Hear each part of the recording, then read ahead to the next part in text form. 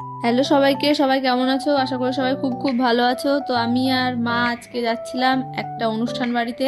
তো ওখানে কি কি হচ্ছে চলো তোমাদেরকে দেখাই।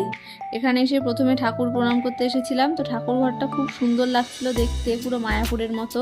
তারপরে ছাদে এসে দেখি একটা পদ্ম ফুলের গাছ, একটা ছোট্ট জায়গার মধ্যে গাছটা লাগানো হয়েছে, আবার একটা ফুলও ফুটেছিল। তো খুব সুন্দর লাগলো দেখতে। তারপরেই দেখি এখানে ঠাকুরকে ভোগ দেওয়া হচ্ছে। তো ভোগ দেওয়ার সময় তো কাউকে দেখতে দেয় না, সেই জন্য আমরা নিচে চলে গেছিলাম। ওখানে গীতা পাঠের অনুষ্ঠান হচ্ছিল। মায়াপুর থেকে একটা মহারাজ এসেছিল, উনি গীতা পাঠ করছিলেন। তো ভালোই লাগছিল শুনতে।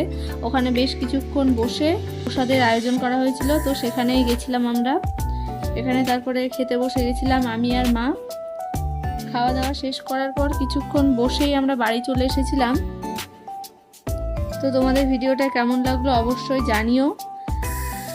তো আজকে এই পর্যন্তই, সবাই ভালো থেকো, টাটা সবাইকে।